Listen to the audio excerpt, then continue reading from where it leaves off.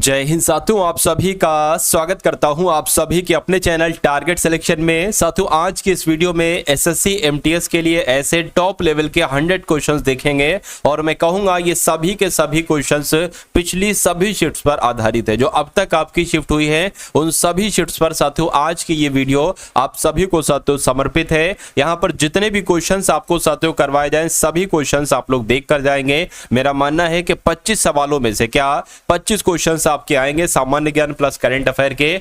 कुछ नहीं साथियों 7 से 8 सवाल यहां से आप डायरेक्ट देखने को मिलेंगे। तो इसमें साथियों करंट अफेयर को भी कवर किया गया है और जीके जीएस को भी कवर किया गया है। तो बहुत तेजी के साथ साथियों इस पूरी क्लास को हम लोग कंप्लीट करेंगे। पहला सवाल है कह रहे कि याओसांग त्योहार जो है ना ये किस राज्य का त्योहार है? तो मैं कहूंगा ये कहां का है साथियों? मणिपुर का है। कहां का है? ये मणिपुर का है। उसके बाद देखिए कर्नाटक का जो बाघ अभ्यारण्य है सबसे बड़ी संख्या में एशियाई हाथियों का घर है। तो किस बाघ अभ्यारण्य की बात चल रही है? मैं कहूंगा साथियों नागरहोल बाघ अभ्यारण्य कहां पर है? कर्नाटक में है। और ये यहां पर अगर बात करें सबसे बड़ी संख्या में एशियाई हाथी साथियों निवास करते हैं। उसके बाद देखिए नेक्स्ट नंबर का सवाल है कहने के साथियों पटाखा किस देश की मुद्रा है बताइए। तो पटाखा की अगर बात करें साथियों पटाखा तो साथियों ये पटाखा किस देश की मुद्रा है? तो मैं कहूंगा मकाऊ आपका यहां पर राइट आंसर हो जाएगा। ठीक है ना, ये साथियों कुछ नहीं है, राइट आंसर आपका ए के साथ जाएगा। चलिए तो साथियों मकाऊ देश की मुद्रा क्या है? पटाखा है, आपको मालूम होना चाहिए। उसके बाद देख लीजिए अगले नंबर का सवाल है कह रहे कि किस देश का राष्ट्रीय पशु पवित्र गाय है?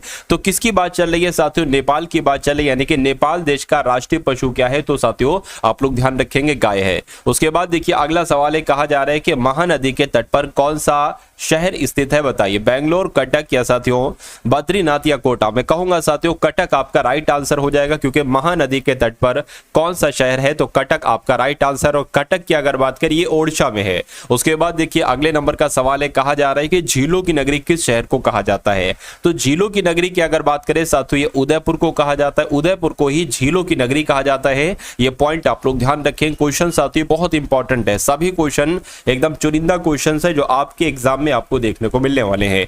कहने कि विवेकानंद रॉक मेमोरियल ये भारत में कहां पर है? तो मैं कहूंगा ये कहां पर है? ये तमिलनाडु में है। राइट आंसर आपका ऑप्शन नंबर ए हो जाएगा। उसके अलावा साथियों अगर बात करें देखिए एसएससी एमटीएस की जब हम बात करते हैं तो एसएससी एमटीएस एग्जाम के लिए आपके लिए एक तो 10 पेपर क्वेश्चन पेपर साथियों तैयार किए गए हैं। कैसे 10 क्वेश्चन पेपर हैं? सॉल्यूशन के साथ। जिस टाइप के क्वेश्चन साथियों पूछे जा रहे हैं ठीक है उसी प्रकार के क्वेश्चन है। सबसे पहले इसमें आप जीके देखेंगे, जीएस देखेंगे, उसी प्रकार साथियों इंग्लिश होगी, उसके अलावा साथियों रीजनिंग होगी, मैथ होगी। तो ये साथियों 45 रुपीज में आपको दी जा रही है।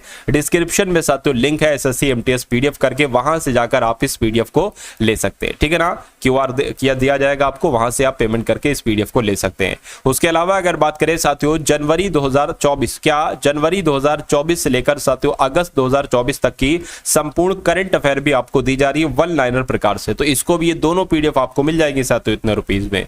ठीक है ना, तो मैं कहूंगा साथियों 65 से 70% पेपर लगभग इसी में से आ रहा है, इन्हीं दो पीडीएफ से आ रहा है। तो इस पीडीएफ को साथियों अपने एग्जाम से पहले अगर आपके एग्जाम में 1 दिन 2 दिन है साथियों तो मैं कहूंगा इस पीडीएफ को बहुत फास्ट तरीके से सरसरी निगाहों से खत्म करेंगे। उसके बाद देखिए अगला सवाल है कह रहे कि वास्तुकला के बेहतरीन उपकरणों में से एक आमेर का किला है। तो ये किस राज्य में, यानी कि आमेर का किला साथियों कहां पर है? तो मैं कहूंगा ये तो राजस्थान में। कहां पर है आमेर का किला?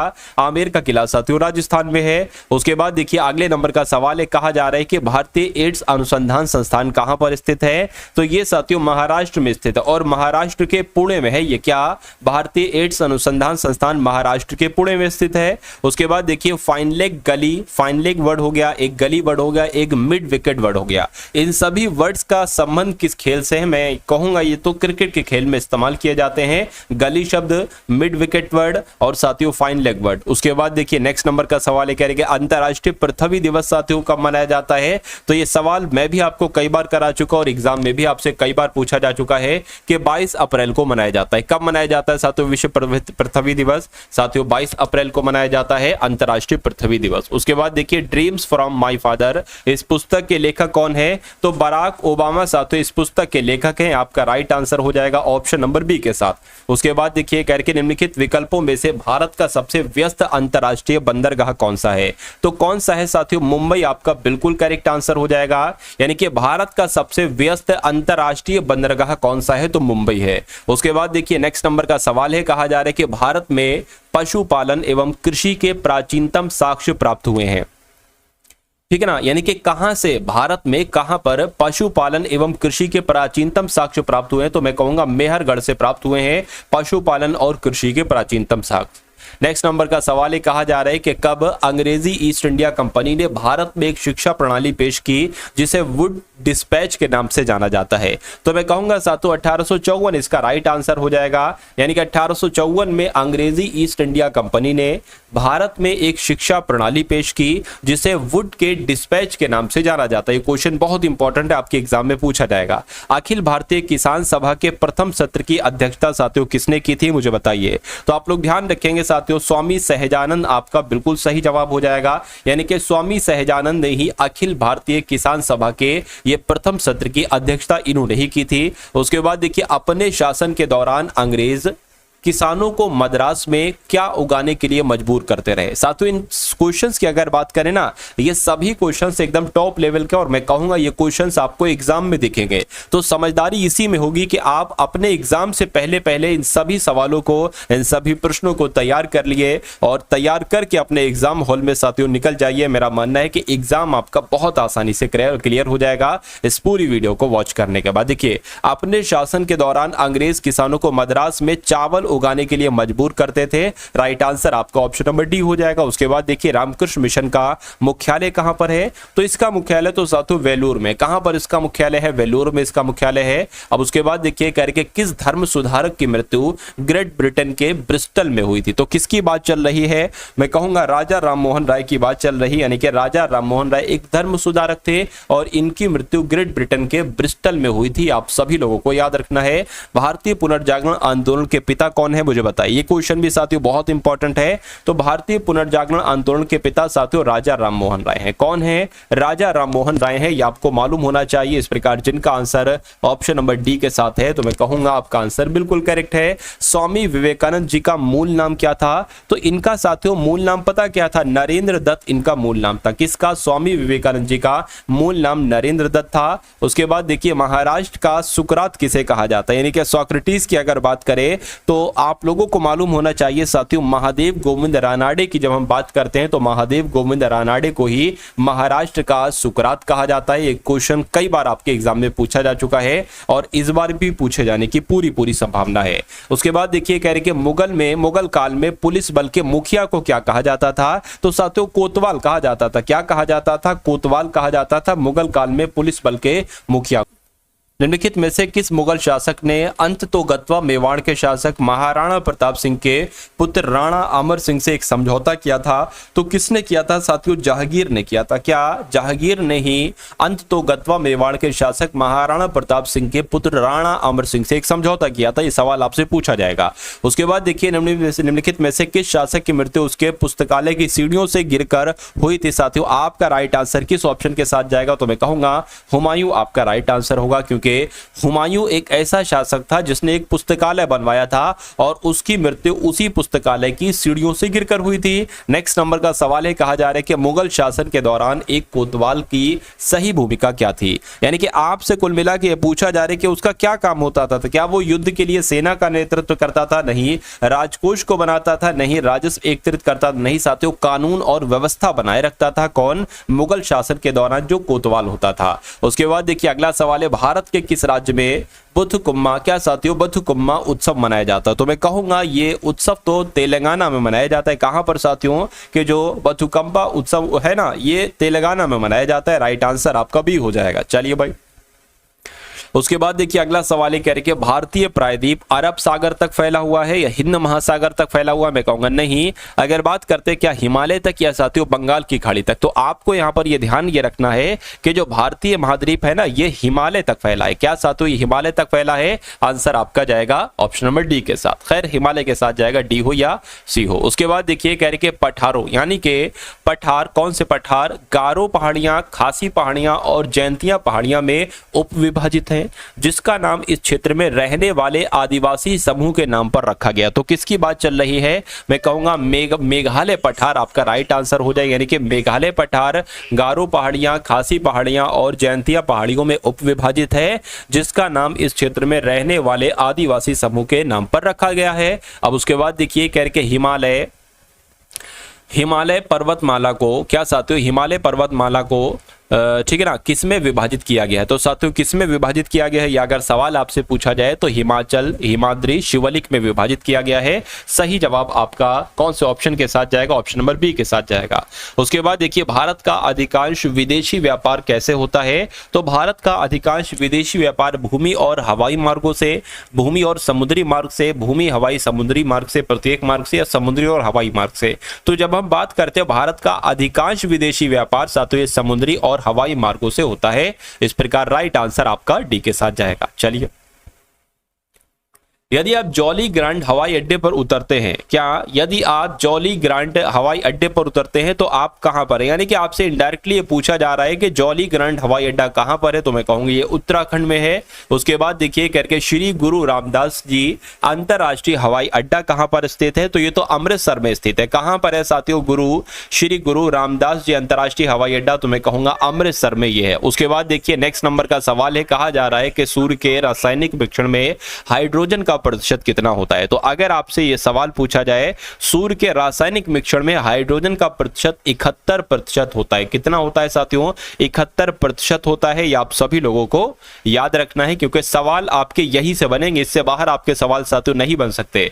35 सवाल हो चुके हैं, पूरे 100 सवालों को हम लोग देखेंगे और ये पूरे जीके के एकदम टॉप लेवल के क्वेश्चंस हैं। वो क्वेश्चंस हैं जो साथियों एनालिसिस के आधार पर बनाए गए, यानी कि अब आपके अगली शिफ्ट में कौन कौन से सवाल पूछे जा सकते हैं, इस बात को मद्देनजर रखते हुए साथियों इन क्वेश्चंस को तैयार किया गया। देखिए सूर्य में नाभिकीय ईंधन जो है ना, ये क्या है? ये हाइड्रोजन ही तो है। सूर्य में जो नाभिकीय ईंधन है ये एक तरीके से हाइड्रोजन है। उसके बाद देखिए नेक्स्ट नंबर का सवाल है कि पार्थिव ग्रह कौन से होते हैं? देखिए आपको ये मालूम होना चाहिए कि बुध, शुक्र, पृथ्वी और मंगल ये पार्थिव ग्रह की सूची में आते हैं। यानी कि बुध, शुक्र, पृथ्वी, मंगल कहां पर लिखा हुआ है? ऑप्शन नंबर बी में लिखा हुआ है। तो ये चारों ग्रह साथियों पार्थिव ग्रह होते हैं। अगला सवाल है कि निम्नलिखित में से कौन सा ग्रह कठोर सतह वाला है? तो कौन सा ग्रह साथियों कठोर सतह वाला है? देखिए और बताइए सवाल का जवाब क्या होगा? तो मैं कहूंगा बृहस्पति आपका राइट आंसर हो जाएगा। बृहस्पति ग्रह कठोर सतह वाला होता है। बृहस्पति का अध्ययन, क्या साथियों, बृहस्पति का अध्ययन करने वाले उपग्रह को क्या कहा जाता है? तो वाइजर प्रथम कहा जाता है। वाइजर प्रथम साथियों यहां पर आप लोग डाल लेंगे। उसके बाद देखिए अगला सवाल है करके कौन सा ग्रह अपनी धुरी पर घूमते हुए सबसे कम समय में चक्कर पूरा कर लेता है? तो किसकी बात चल रही है साथियों? बृहस्पति की बात चल रही है। यह आप सभी लोगों को साथियों याद रखना है। आंसर आपका ऑप्शन नंबर बी के साथ जाएगा। चलिए भाई, उसके बाद देखिए अगला सवाल है कह रहे सूर्य से सर्वाधिक दूर स्थित है, यानी कि सूर्य से सबसे ज्यादा दूर जो है ना वो नेपच्यून है। कौन सा है साथियों? नेपच्यून ग्रह जो है वो सूर्य से सबसे ज्यादा दूर है। उसके बाद देखिए पृथ्वी से सर्वाधिक दूरी पर कौन सा ग्रह है? तो पृथ्वी से सर्वाधिक दूरी पर कौन सा ग्रह साथियों? नेपच्यून है, यानी कि नेपच्यून ही आपका यहां पर भी बिल्कुल करेक्ट आंसर हो जाता है। उसके बाद देखिए सौर परिवार के निम्नलिखित ग्रहों में से सबसे ठंडा ग्रह कौन सा है? तो सबसे ठंडा ग्रह के बारे में साथियों आपसे पूछा जा रहा है, तो मैं कहूंगा नेपच्यून ग्रह ही सबसे ठंडा ग्रह होता है। अगला सवाल है कि संयुक्त राज्य अमेरिका में मार्क्वेट, क्या साथियों यहां पर अगर बात करें संयुक्त राज्य अमेरिका में मार्क्वेट श्रेणी किस खनिज के लिए विख्यात है? तो साथियों लौह अयस्क के लिए विख्यात है। राइट आंसर आपका ऑप्शन नंबर डी हो जाता है। ये सभी देखिए ये सुपर फास्ट क्लास है, ऐसा नहीं क्वेश्चन साथियों आपको दिखाया जा रहा है और आपको समय दिया जा रहा है, ऐसा नहीं साथियों, ठीक है। तो कुल मिला के साथियों मैं कहूंगा कि इन सभी सवालों को आप तैयार कीजिए और ये सभी सवाल आपके तैयार होते जा रहे हैं। आर्थिक भूगोल किस विषय की शाखा है? तो मैं कहूंगा मानव भूगोल की शाखा है। आंसर आपका ए के साथ जाएगा। उसके बाद देखिए संसाधन संरक्षण के लिए आवश्यक है, यानी कि संसाधन संरक्षण के लिए आवश्यक है मानव एवं संसाधनों के मध्य संतुलन स्थापित करना, बिल्कुल। संसाधनों का विवेकपूर्ण उपयोग करना ये भी शामिल है, आवश्यक है, बिल्कुल। संसाधनों का विकास करना ये भी आवश्यक है। मैं कहूंगा साथियों आपका right answer option number D के साथ जाएगा। उसके बाद देखिए संसाधन होते नहीं है, ये कथन किसका है? तो संसाधन होते नहीं बनते हैं, क्या संसाधन होते नहीं बनते हैं, ये किसने कहा था? तो साथियों आप लोग ध्यान रखेंगे, जिम्मरमैन ने कहा था। किसने कहा था साथियों? जिम्मरमैन ने कहा था। उसके बाद देखिए, भारतीय संविधान सभा में संविधान के प्रारूप पर प्रथम वाचन कब प्रारंभ हुआ था? ये क्वेश्चन बहुत इंपॉर्टेंट और कई बार आपसे पूछा जा चुका है। आप लोग ध्यान रखेंगे साथियों, 4 नवंबर 1948 से 9 नवंबर 1948 तक संविधान सभा में संविधान के प्रारूप पर प्रथम वाचन प्रारंभ हुआ था, यानी कि 4 नवंबर 1948 से 9 नवंबर 1948 तक प्रथम वाचन था। उसके बाद देखिए नेक्स्ट नंबर का सवाल है, देखिए कह रहे कि भारतीय संविधान पूर्ण रूप से कब तैयार हुआ? तो मैं कहूंगा 26 नवंबर 1949 को भारतीय संविधान पूरी तरीके से साथियों तैयार हुआ। यह आप सभी लोगों को मालूम होना चाहिए। अगला सवाल है आपके स्क्रीन पर, कहा जा रहा है भारतीय संविधान सभा की अंतिम बैठक कब हुई थी? तो इसकी अंतिम बैठक तो साथियों कब हुई थी? 24 जनवरी 1950 को हुई थी। कब हुई थी? 24 जनवरी 1950 को संविधान सभा की अंतिम बैठक हुई थी, यह आपको मालूम होना चाहिए। चलिए अब उसके बाद देखिए अगले नंबर का सवाल है साथियों आपके स्क्रीन पर, देखिए और मुझे बताइए आपका राइट आंसर यहां पर क्या हो सकता है। यहां पर आपसे पूछा जा रहा है संविधान सभा को एक पवित्र दस्तावेज किसने कहा था, मुझे बताइए। तो ये बात किसने कही थी आपसे पूछी जा रही है। तो ये तो डॉक्टर भीमराव अंबेडकर के द्वारा ये कहा गया था कि संविधान सभा को, संविधान को एक पवित्र दस्तावेज बताया था डॉक्टर भीमराव अंबेडकर ने ही। निम्नलिखित में से कौन सा एक भारतीय संविधान का दर्शन नहीं है? तो निम्नलिखित में से कौन सा एक भारतीय संविधान का दर्शन नहीं है? कल्याणकारी है, समाजवादी राज्य है, राजनीतिक समानता भी लेकिन साम्यवादी नहीं है। अब नहीं है तो यही आपका राइट आंसर हो जाएगा। निम्नलिखित में से कौन सा कथन एक असत्य कथन है? तो यहां पर अगर बात करें, मैसूर राज्य का नया नाम तमिलनाडु रखा गया था। नहीं साथियों, क्या नहीं साथियों, ये तो गलत हो जाएगा। मैं कहूंगा ये गलत है, ये असत्य कथन है। उसके अलावा अगर बात करें, गोवा को दमन एवं दीव से अलग किया गया था, ये बात साथियों बिल्कुल सही है। क्या साथियों? ये बात यहां पर बिल्कुल सही है साथियों। चलिए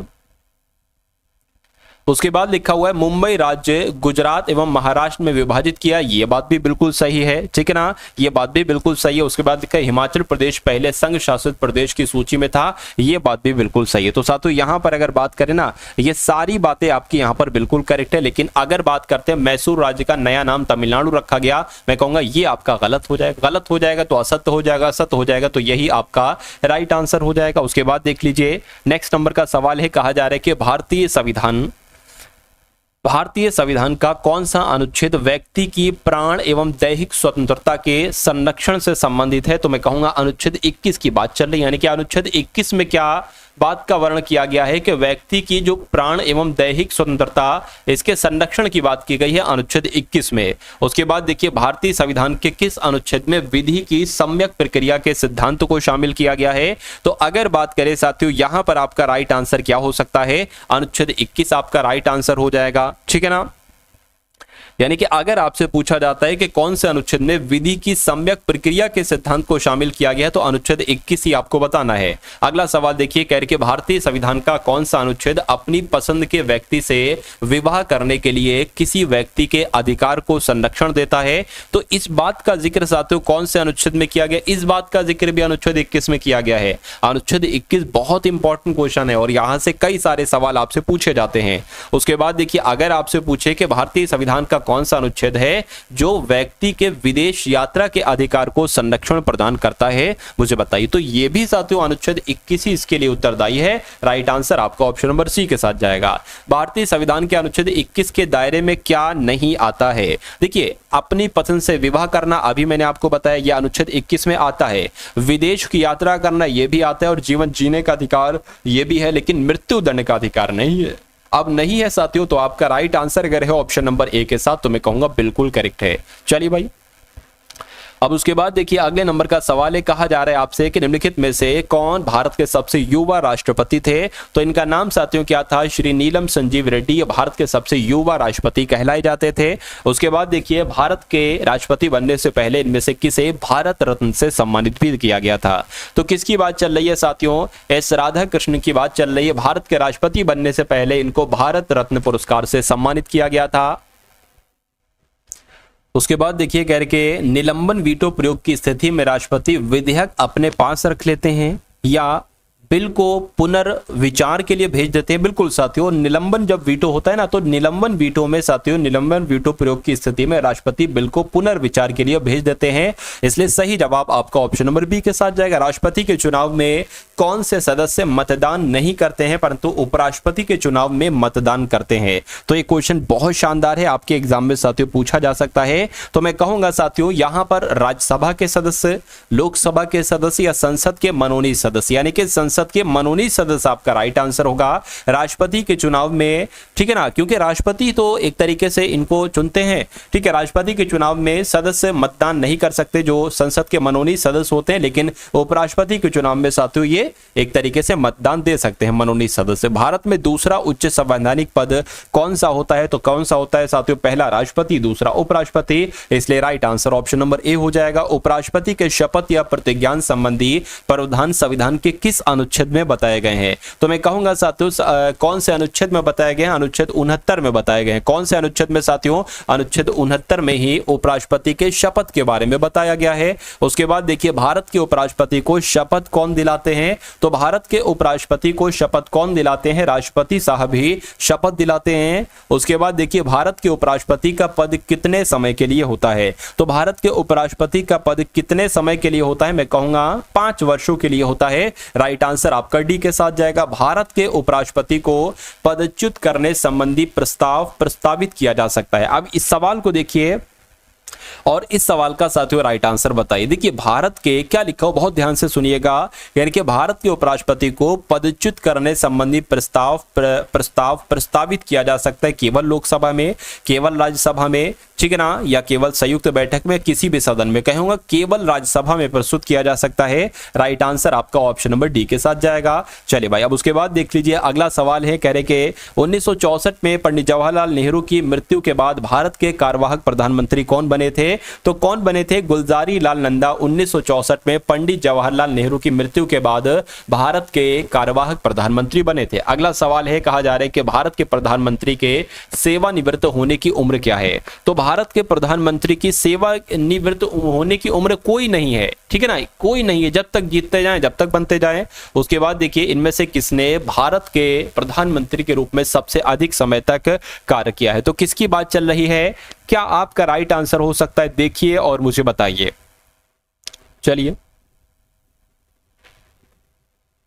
फटाफट साथियों आप लोग यहां पर बता दीजिए राइट आंसर आपका यहां पर क्या हो सकता है। तो अगर आपका जवाब पंडित जवाहरलाल नेहरू है तो मैं कहूंगा कि भारत के प्रधानमंत्री वो पंडित जवाहरलाल नेहरू थे जिन्होंने सबसे अधिक समय तक काम किया था। भारत के प्रथम गैर कांग्रेसी प्रधानमंत्री कौन थे? तो भारत के प्रथम गैर कांग्रेसी प्रधानमंत्री कौन थे? मोरारजी देसाई थे। कौन थे साथियों? मोरारजी देसाई थे। अगला सवाल है, कह रहे कि भारत के पहले प्रधानमंत्री जिनकी हत्या की गई थी, यानी कि ऐसे कौन थे साथियों? मैं कहूंगा इंदिरा गांधी की 1984 में साथियों हत्या की गई थी। आप सभी लोग यहां पर याद रखेंगे। अगला सवाल है आपकी स्क्रीन पर, लाल बहादुर शास्त्री का जन्म कब हुआ था? तो इनका जन्म देखिए 2 अक्टूबर को महात्मा गांधी का भी जन्म हुआ था और 2 अक्टूबर को लाल बहादुर शास्त्री का भी जन्म हुआ था। इसलिए 2 अक्टूबर आप लोग ध्यान रखें। अब यहां पर एक तो ये है और एक ये है। 1869 में महात्मा गांधी जी का जन्म हुआ था, लेकिन अगर बात करते हैं 1904 में तो ये लाल बहादुर शास्त्री जी का जन्म हुआ था। आंसर आपका जाएगा बी के साथ। उसके बाद देखिए अगला सवाल है आपकी स्क्रीन पर, देखिए लाल बहादुर शास्त्री का कार्यकाल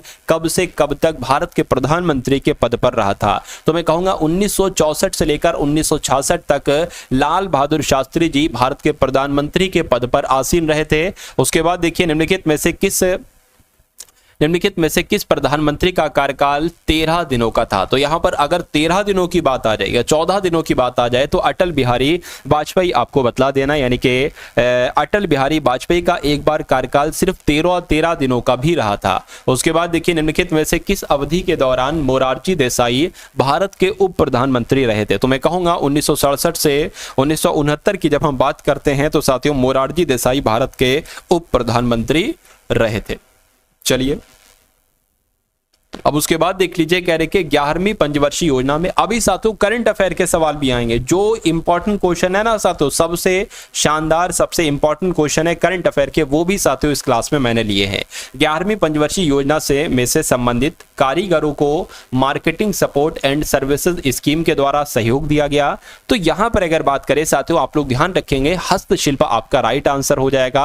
यानी कि 11वीं पंचवर्षीय योजना में से संबंधित कारीगरों को marketing support and services scheme हस्तशिल्प के द्वारा सहयोग दिया गया, आप लोग ध्यान रखेंगे। चलिए उसके बाद देख लीजिए, नेक्स्ट नंबर का सवाल है आपकी स्क्रीन पर, देखिए और बताइए राइट आंसर आपका क्या होगा। देखिए यहां पर अगर बात करें, इसको थोड़ा सा मैं आपको सही से समझा दूं। यहां देखिए 11वीं पंचवर्षीय योजना में हस्तशिल्प, यहां पर एक खाली जगह होना चाहिए, ठीक है, और यहां पर साथियों हस्तशिल्प आना चाहिए। क्या होना चाहिए? देखिए 11वीं पंचवर्षीय योजना में, ठीक है ना, हस्तशिल्प से संबंधित कारीगरों को marketing support and services scheme के द्वारा सहयोग दिया गया था। आंसर आपका ए के साथ जाएगा। उसके बाद देखिए नेक्स्ट नंबर का सवाल है आपके स्क्रीन पर, कह रहे कि उद्योगों के विकास तथा औद्योगिकरण की रणनीति किस योजना की अंग थी? तो किस योजना की अंग थी? मैं कहूंगा दूसरी योजना की अंग थी। यानी कि एक तरीके से जो उद्योगों पर जो जोर दिया गया था वो साथियों दूसरी पंचवर्षीय योजना में ही दिया गया था। उसके बाद देखिए प्रथम पंचवर्षीय योजना 1951 से 1956 तक जो चली, इसकी योजना का मसौदा तैयार करने में शामिल युवा अर्थशास्त्री कौन थे? ये सवाल भी आपसे पूछा जाता है। तो वो कौन थे? उनका नाम के एन राज था। उनका नाम क्या था साथियों? के एन राज उनका नाम था। उसके बाद देखिए स्वतंत्र भारत में योजना बनाने का विचार कहां से लिया गया था? तो स्वतंत्र भारत में योजना बनाने का विचार साथियों बॉम्बे प्लान से लिया गया था। कहां से लिया गया था साथियों?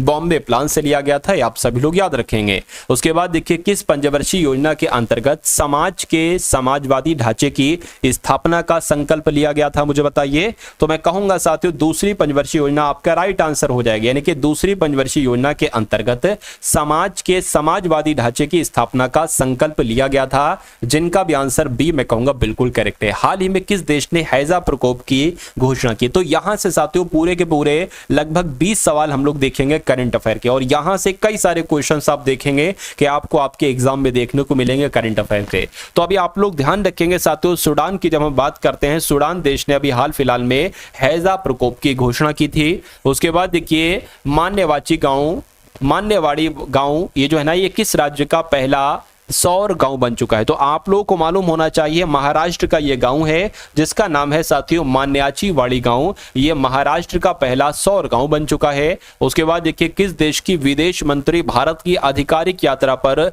नई दिल्ली पहुंची है? तो किसकी बात चल रही? मैं कहूंगा जापान की बात चले। यानी कि जापान देश के विदेश मंत्री थी, भारत की आधिकारिक यात्रा पर नई दिल्ली पहुंची हैं, जापान की विदेश मंत्री हैं। उसके बाद देखिए अगला सवाल है आपकी स्क्रीन पर, पूछा आपसे जा रहा है साथियों, पैतोंग गटार्न शिनवात्रा को किस देश का प्रधानमंत्री नियुक्त किया गया है? तो ये थाईलैंड के प्रधानमंत्री बने। कौन साथियों? पैथोंग गटार्न शिनवात्रा ये थाईलैंड के प्रधानमंत्री नियुक्त किए गए हैं। बैडमिंटन जूनियर चैंपियनशिप 2024 का आयोजन कहां पर किया गया है? तो साथियों कहां पर किया गया है? चीन में किया गया है बैडमिंटन जूनियर चैंपियनशिप 2024 का आयोजन। उसके बाद देख लीजिए करके छठी भारत ऑस्ट्रेलिया समुद्री वार्ता ये कहां पर आयोजित हुई है? ये साथियों कैनबरा में आयोजित हुई है। कहां पर आयोजित हुई है? छठी भारत ऑस्ट्रेलिया समुद्री वार्ता साथियों कैनबरा में आयोजित हुई है। उसके बाद देखिए उत्तर भारत की सबसे बड़ी फ्लोटिंग सौर परियोजना कहां पर शुरू हुई है? तो मैं कहूंगा साथियों कि यहां पर आपका राइट आंसर जो जाएगा वो ओमकारेश्वर के साथ जाएगा। यानी कि उत्तर भारत की सबसे बड़ी फ्लोटिंग सौर परियोजना का जो शुरू हुई है वो साथियों ओमकारेश्वर में ही हुई है। उसके बाद देखिए भारत और किस देश ने समुद्री सहयोग बढ़ाने के तरीकों पर चर्चा की है? तो यहां पर अगर साथियों बात करते हैं ना तो वियतनाम आपका राइट आंसर हो जाएगा। चलिए तो भारत और वियतनाम देश ने समुद्री सहयोग बढ़ाने के तरीकों पर चर्चा की है।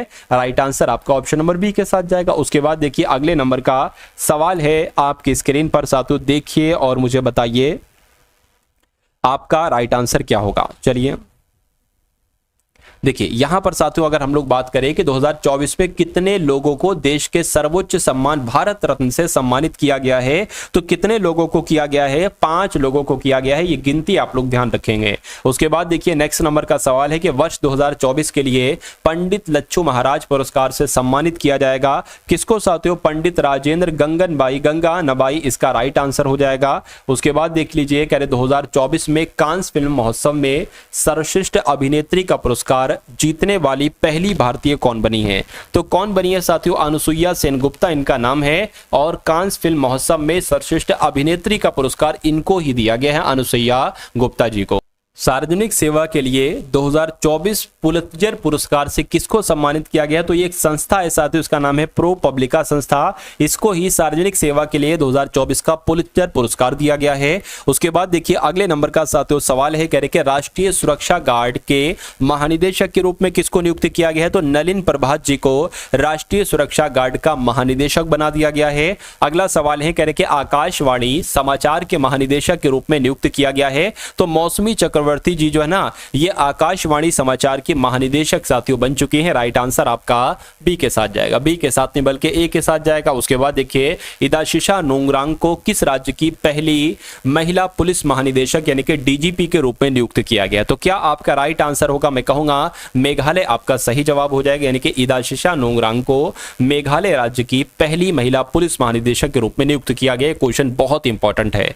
उसके बाद देखिए भारतीय दूरसंचार नियामक प्राधिकरण के जो नए सचिव नियुक्त हुए हैं उनका नाम क्या है? तो उनका नाम अतुल कुमार चौधरी है। क्या नाम है साथियों? अतुल कुमार चौधरी उनका नाम है। अब उसके बाद देखिए वर्ष 2024 में भारत के नए नौसेना प्रमुख के रूप में किसको नियुक्त किया गया है? तो दिनेश कुमार त्रिपाठी को। क्या 2024 की अगर बात करते हैं भारत के नए नौसेना प्रमुख कौन बने हैं? तो दिनेश कुमार त्रिपाठी बने हैं। अगला सवाल है, कह रहे कि जून 2024 में राज्यसभा में सदन का नया नेता किसको बनाया गया है? तो साथियों जेपी नड्डा साहब को बनाया गया है। राज्यसभा में सदन का नेता बनाया गया है जेपी नड्डा साहब को। उसके बाद देखिए कर्मचारी राज्य बीमा निगम के महानिदेशक के रूप में किसको नियुक्त किया गया है? तो इनका नाम साथियों कमल किशोर सोन है। क्या कमल किशोर सोन इनका नाम है और कमल किशोर सोन को कर्मचारी राज्य बीमा निगम के महानिदेशक के रूप में नियुक्त किया गया है। अब उसके बाद देखिए आज की इस वीडियो का अंतिम क्वेश्चन आपकी स्क्रीन पर है, देखिए बताइए राइट आंसर क्या होगा? करके प्रधानमंत्री के प्रधान सचिव के रूप में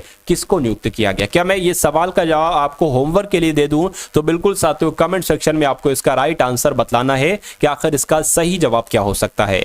ठीक है ना? तो साथियों आप अगर एसएससी एमटीएस एग्जाम को क्रैक करना चाहते हैं तो डिस्क्रिप्शन में एक मैंने प्लेलिस्ट दे रखी है एसएससी एमटीएस पीडीएफ प्लेलिस्ट, उस लिंक पर आप क्लिक करेंगे तो आपके सामने कुछ वीडियोस ओपन हो जाएंगी। मैं कहूंगा अपने एग्जाम से पहले उन सभी वीडियोस को एक तरीके से घोल कर पी लीजिएगा, उन सभी वीडियोस को वॉच कर लीजिएगा। ये समझ लीजिए तकरीबन मैक्सिमम पेपर का पोर्शन वहीं से आपका आएगा। उसके अलावा साथियों अंतिम समय में आपके लिए एक पीडीएफ भी तैयार की गई है। जैसे क्वेश्चन पेपर पूरा पेपर आ रहा है साथियों, वैसे 10 पेपर आपको दिए जा रहे हैं। अगर आपने इन 10 पेपर की प्रैक्टिस कर ली तो मेरा मानना है कि एग्जाम को क्रैक करने से कोई दुनिया की ताकत आपको नहीं रोक सकती। और जीएस का अपने पोर्शन को स्कोर को अप करने के लिए करंट अफेयर के साथियों मैं आपको कुछ चुनिंदा क्वेश्चन दे रहा हूं। इन क्वेश्चंस को अगर आप देख लेते हैं तो आपके सारे करंट अफेयर के क्वेश्चन साथियों यहीं से फंसने वाले हैं। तो ये दोनों पीडीएफ आपको सिर्फ 45 रुपए में दी जा रही है। डिस्क्रिप्शन में लिंक है एसएससी एमटीएस पीडीएफ करके, उस लिंक पर जब आप क्लिक करेंगे तो आप हमारे व्हाट्सएप पर आ जाएंगे। वहां पर आपको एक क्यूआर कोड दिया जाएगा, उस क्यूआर कोड पर 45 का पेमेंट करके पीडीएफ आप प्राप्त कर सकते हैं। प्लेलिस्ट का लिंक है, पीडीएफ का लिंक है, दोनों चीजों को देखिएगा। मैं कहूंगा आपका एग्जाम इससे बाहर नहीं जा सकता। चलिए तो इस वीडियो को लाइक कीजिएगा, वीडियो को शेयर कीजिएगा। मिलते हैं हम सभी लोग आने वाली वीडियो में। जय हिंद साथियों।